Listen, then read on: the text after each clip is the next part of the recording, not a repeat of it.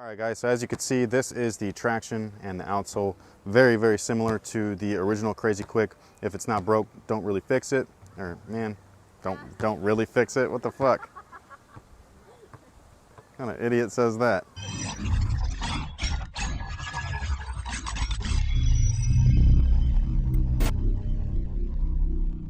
Hey, what's up everybody? This is Nightwing2303 from weartesters.com. Today we have the performance review on the Adidas CrazyQuick 2. So with that being said, let's go ahead and get right into it. All right guys, so here is the traction on the CrazyQuick 2. Very similar to the original. If it's not broke, don't fix it. It worked really well, especially on dusty court conditions, on floors that were not well maintained as far as getting like refinished, so that kind of glossy coating. Every year these did suffer quite a bit. The one thing that I did not like about the shoe, on the base at least, is like right around the high wear areas, the rubber is starting to like chip and peel off. I did not experience that with the original, but this one, I don't know why, but I have many little rubber, I guess, pegs or whatever that are just gone. And yeah, so I don't know if that's a durability issue or if it's just in those little areas it's going to happen. So that's one thing to look out for. Definitely would not recommend this for an outdoor shoe. As far as cushion goes, you still have the low profile setup with this new or next gen Pure Motion system here. Ultimate range of motion and flexibility. I absolutely love it. Really close to the ground, so you have great court feel. I didn't really notice any difference between this and the original. They both felt fine to me. I didn't have an issue whatsoever. So if you are adjusted to this type of setup, or you actually like this type of setup, then you're going to be perfectly fine.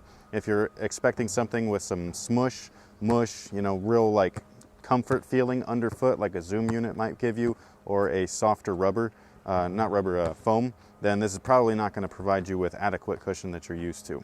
And they also come with this PU or polyurethane insole, which I thought was really comfortable. You have crash pads in the heel and forefoot, and this comes in most standard Adidas models.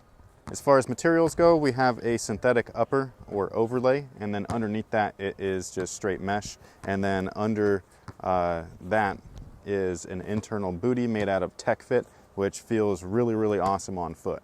In the heel area, your collar is incredibly padded, which is something that I absolutely love. So while you were lacing these things up, it didn't pinch or bind in any way. It just kind of wrapped around your ankle and it felt great. As far as fit, I went down half a size because these tend to run a little bit long. You know, it's one of those things where if you can try them on, I'd highly suggest it, just because it is an awkward kind of fit, where it's a little bit snug and narrow on the sides, but lengthwise they were a little bit long. So wide footers especially, just go in, try them on yourself, and you know, see how they fit.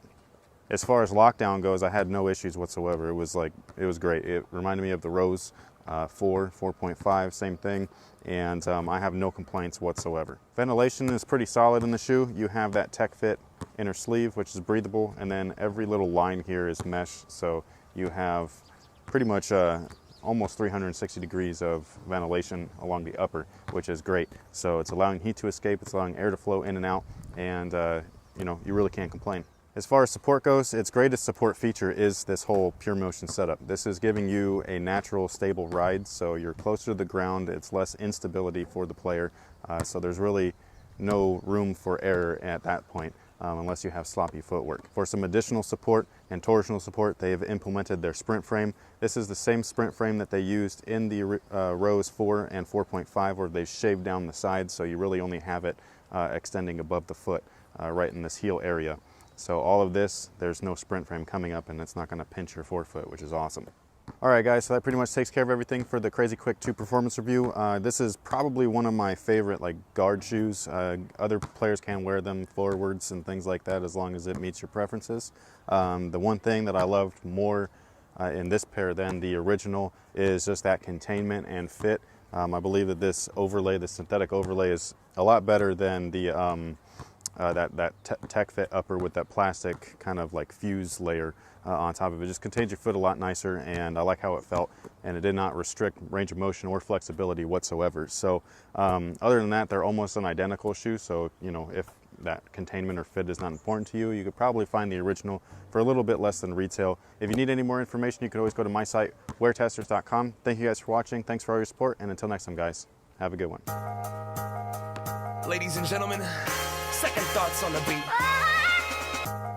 And you know, Big up to Lace Cadence. Been looking out for this one, man. I love hip-hop music, I just hate the ego.